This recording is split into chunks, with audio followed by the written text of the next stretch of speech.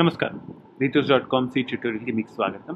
ఈ పాఠంలో మనము స్ట్రక్చర్స్ గురించి మరిన్ని విషయాలు తెలుసుకుందాము. ఒక స్ట్రక్చర్‌ని ఒక మెథడ్‌కి పారామీటర్‌గా పాస్ చేయొచ్చు. ఇంకా టైప్ డెఫ్ అంటే ఏంటి? ఈ 2 కాన్సెప్ట్స్ ఈ పాఠంలో తెలుసుకుందాం. సో, పోయిన పాఠంలో మనము ఒక స్ట్రక్చర్ ఎలా డిక్లేర్ చేయాలి, ఎలా ఒక ఇన్స్టెన్స్ క్రియేట్ చేయొచ్చు, దాంట్లోంచి మెంబర్స్ స్ట్రక్చర్లో ఉన్న ఒక్కొక్క దాన్ని మెంబర్ అంటాం. సో ఇక నేమ్ అనేది ఒక మెంబర్, మార్క్స్ అనేది ఒక మెంబర్, ఇయర్ అనేది ఒక మెంబర్ వేరియబుల్. సో ఈ మెంబర్ని ఈ స్ట్రక్చర్లో ఉన్న మెంబర్స్ ఎలా యాక్సెస్ చేయొచ్చు, ఎలా వాల్యూస్ చేంజ్ చేయొచ్చు అనేది పోయిన పాఠంలో తెలుసుకున్నాము. ఇప్పుడు మనము ఈ ప్రింట్ అనేది చేస్తున్నాం కదా, ఈ ప్రింట్ అనేది జనరిక్గా ఒక ఫంక్షన్కి మూవ్ చేస్తే ఎలా ఉంటుంది అనేది మనం చూద్దాం ఇప్పుడు. సో ఇప్పుడు ఏం చేస్తున్నా అంటే నేను I create a print function struct.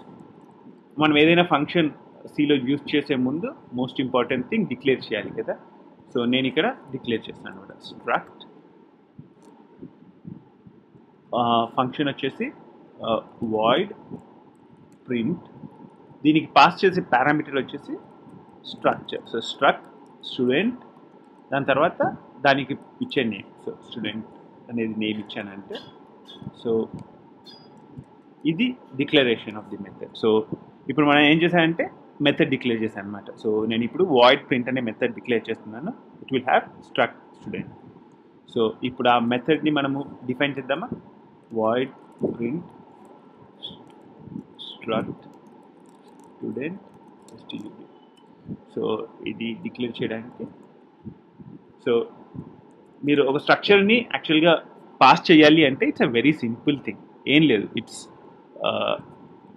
యూజువల్గా మనం ఇంటీజర్ పాస్ చేస్తే ఇంట్ వేరియబుల్ నేమ్ ఇస్తాము. ఇక్కడ there is a keyword struct, దాని తర్వాత ఆ structure name and then the local variable name that we give it to it. So అంతే.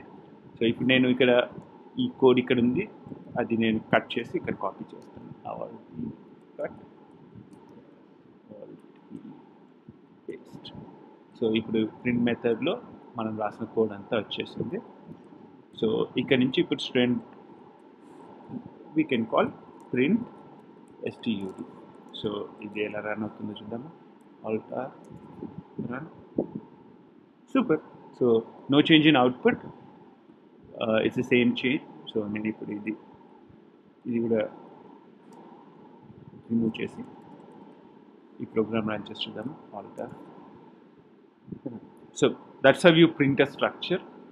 ఇక్కడ మనము ఏం చేశానంటే ఒక స్ట్రక్చర్, ఇప్పుడు నేను ఎన్ని స్ట్రక్చర్స్ క్రియేట్ చేసినా ఈజీగా ప్రింట్ చేయొచ్చు అనమాట. సో ఈ ప్రింట్ మెథడ్కి నేను ఇంకొక స్ట్రక్చర్ std1 అని క్రియేట్ చేసి దానికి ఈ ప్రింట్ మెథడ్ యూజ్ చేయొచ్చు, దేనికైనా యూజ్ చేయొచ్చు. And this is how you pass structure as an argument to a method.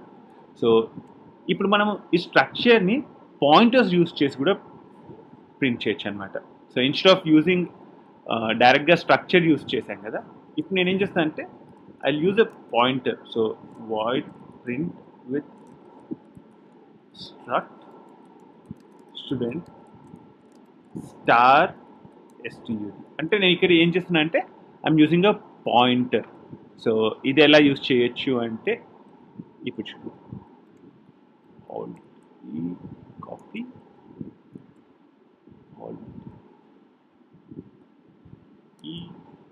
Paste. So ఇప్పుడు నేను ఈ మెథడ్ డిక్లరేషన్ వచ్చేసి should be star student. So ఇక్కడ దీని పేరు కూడా మార్దాం, ప్రింట్ విత్ పాయింటర్ అని ఇస్తాను. Print with pointer. సో ఇక్కడ కూడా ప్రింట్ పాయింటర్ అని ఇస్తాను, ప్రింట్ పాయింటర్. సో ఇప్పుడు పాయింటర్ యూజ్ చేసి స్ట్రక్చర్స్ ప్రింట్ చేసేటప్పుడు మోస్ట్ ఇంపార్టెంట్ థింగ్ వచ్చేసి you don't use the dot operator but ఈ operator. So it's hyphen and greater than symbol. So it's almost like an arrow symbol లాగా అనమాట. So ఈ student అనేది, ఈ stud అనేది ఇప్పుడు it's not a student object, it's actually a pointer to a student object. So ఒక pointer to a student object use చేసినప్పుడు స్టూడెంట్లో మెంబర్ రెఫర్ చేయడానికి use the arrow operator. So hyphen and greater than symbol. So hyphen greater than symbol, hyphen greater than symbol. So ఇప్పుడు ఇది run చేసి చూద్దామా.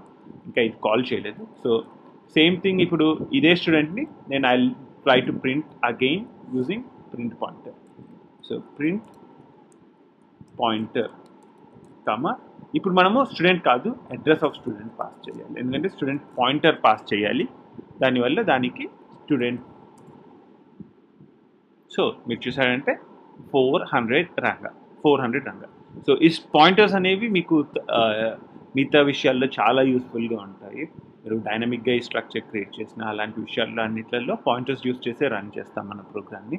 అలాంటప్పుడు ఎలా యాక్సెస్ చేయాలి అనేది మనం ఇప్పుడు చూసాం. సో హైఫన్ యారో, సో ఒక పాయింటర్ రెఫరెన్స్ యూస్ చేసినప్పుడు, ఒక స్టూడెంట్కి పాయింటర్ యూస్ చేసినప్పుడు యూజ్ హైఫన్ యారో, స్టూడెంట్కి డైరెక్ట్గా వాల్యూ యూస్ చేసినప్పుడు use a dot. So this is how you pass a student a structure to a function, and this is how you pass a structure pointer to a structure to a function.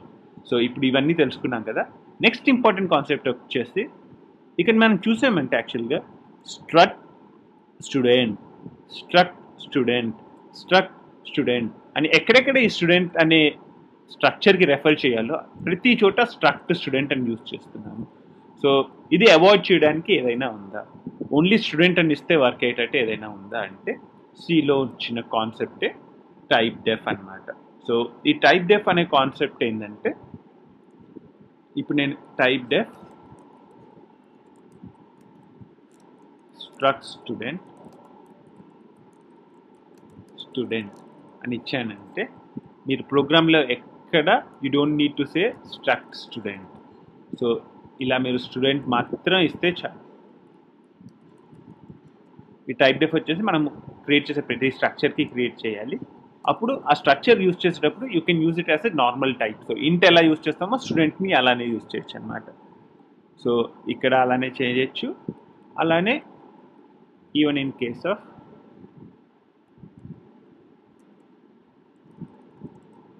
The declarations, very important thing వచ్చేసి structure డెఫినేషన్లో still you have to use the structure, డిక్లరేషన్లో still you have to use the struct keyword.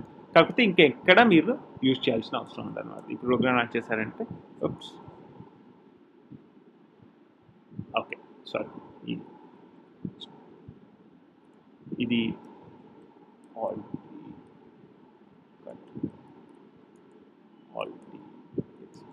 ఇది మనము ఎక్కడ create చేసామో అక్కడి నుంచి మనం అది అవసరం లేదు.